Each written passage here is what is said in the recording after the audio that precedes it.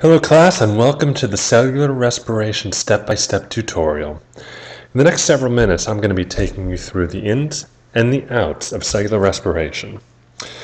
Now there are going to be a lot of details that you see, some details that you've never seen before, but my voiceover is going to tell you exactly what you need to know, and in the end I don't think that you'll see it as being very difficult. There are some basic concepts, and then there's some memorization, which I don't typically like in biology, but there are things that you need to put to your memory, and I'm going to point out what those things are. Essentially, cellular respiration is about bookkeeping and accounting, and so let's just start right at the beginning, okay? So you've seen this picture before. Cell respiration is literally translated as cells breathing, inhaling oxygen, exhaling carbon dioxide. But that's not exactly what cellular respiration is. Cellular respiration is what happens in between the oxygen coming in and the carbon dioxide coming out. More specifically, cellular respiration is when glucose is broken down and the energy from inside of it is harvested and transferred to form ATP. Now we know that energy cannot be created or destroyed, and that is illustrated here. No energy is being created or destroyed. What's happening is that the energy is being transferred to ATP. Okay? So let's get started. Cellular respiration has three stages. The first is glycolysis, and as you see here, no oxygen is required. The second stage is the Krebs cycle, and oxygen is required in that stage, and I'm going to show you the exact location where oxygen is required and how many molecules of oxygen is required per cycle. Then the electron transport chain, my personal favorite. Oxygen is also required there, and I'll show you where that happens. Let's put this in the context of the overall cell. So this is a stripped down version of the cell, and you see here the cytoplasm and the mitochondria. And then you can see the three stages of cellular respiration within that context. First, there's glycolysis, which occurs inside the cytoplasm. Then there's the Krebs cycle, which occurs inside the mitochondria. And finally, the electron transport chain, which occurs in the cristae of the mitochondria. Looking at it as a whole, let's start with the first stage, glycolysis.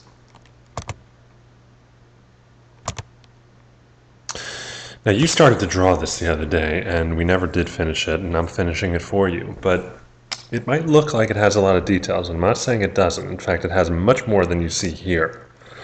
But I want you to keep in mind that it starts with a molecule of glucose and ends with two molecules of pyruvic acid. Pyruvic acid is a 3-carbon molecule, and there are two of them. So essentially what happens in glycolysis is that this molecule of glucose is ripped in half to form two 3-carbon molecules called pyruvic acid. Glycolysis literally means sugar breaking, and that's what's happening here. So that's one thing you really need to know. Secondly, is that in order to start the process, there's an investment phase where two ATPs are actually consumed and used. Without these ATPs, glycolysis can't begin. But with ATP, get through the investment phase, glucose splits in half into two p-gals. You don't really need to know that. And then the p-gals get changed to form pyruvic acid. And along the way, 4 ATPs are made. I'm pointing them out right now. 4 ATPs are made. Now 2 have been used in the initial investment, but 4 are made.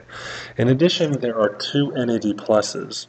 Now this is much like NADP+, the electron acceptor from the light reactions of photosynthesis. So this also is an electron acceptor, but it's not NADP+, it's NAD+. That's important to know. And they come along in this reaction right here, which you don't really need to know much about, and they swipe up free electrons hanging, and they become NADH. So there are 2 of them that are made in one round of glycolysis from one molecule of glucose. 2 electron transporters now have electrons that can move on to the electron transport chain. We'll talk about that later. So I told you this is about bookkeeping and accounting, so let's do some bookkeeping. The totals after glycolysis ATPs produced in glycolysis, 4. ATPs used, 2. That was in the investment phase. For a net gain of ATP of 2. 4 minus 2 equals 2. That's how much we've gained. And the number of NADHs produced, 2. Okay? Now that we have that, let's move on.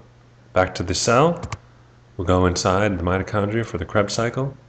Remember that for every molecule of glucose that enters cellular respiration, 2 pyruvic acids will be made, and those 2 pyruvic acids will move inside the mitochondria, and the Krebs cycle will happen twice.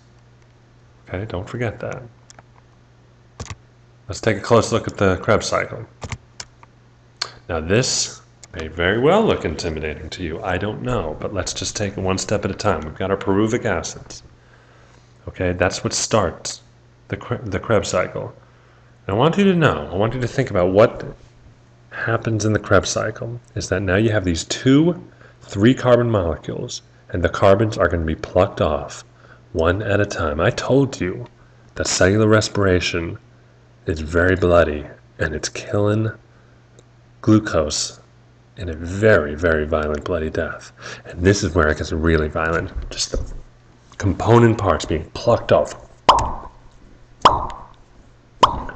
Meanwhile, pyruvic acid, which was glucose, is screaming its head off. It's going crazy. Anyway, let's go in here, okay? Pyruvic acid. The first step at this point is to have a carbon plucked off. The only way for that to happen is for an oxygen to be present. This oxygen came from the oxygen that we inhaled. Once that's present, the carbon can get plucked off and combine with oxygen to form carbon dioxide, which we exhale. So this is the reason we inhale, and this is the reason we exhale. It's all in one step. At the very same time, another electron acceptor, NAD+, is coming on, swooping these free-hanging electrons. Now the molecule becomes acetyl-CoA. You don't need to know it. It's just a 2-carbon molecule, and there are a couple more steps where oxygen comes along, grabs a carbon, and carbon dioxide is exhaled, all the while electrons are being swooped up by NAD+ to form NADH. Again, over here. Down here, an ATP is made.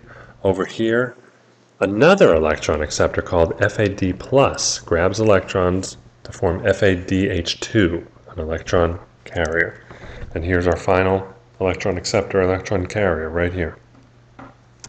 So a lot of details, but really it boils down to this. You know that oxygen is needed to help pluck off the carbons, and you know that per cycle 1 ATP is produced. I showed you that. 0 are used, so there's a net gain of 1. 4 NADHs are produced, and 1 FADH2 is produced. Now remember, per molecule of glucose, the cycle happens twice, so we take these numbers and multiply it. This is how many ATPs are produced in the Krebs cycle per molecule of glucose. 2. None are used. The 2 is the net gain. 8 NADHs are produced, and 2 FADH2s are produced.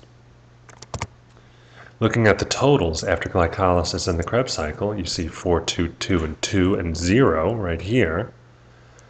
You see the totals from 2 rounds of the Krebs cycle, and now the total overall after the 2 stages. 6 ATPs are produced, 2 are used in that investment phase of glycolysis. For a net gain of 4 ATPs, there are 10 NADHs produced between glycolysis and the Krebs cycle, and there are 2 FADH2s produced. Now that we have that total, let's move on to the electron transport chain.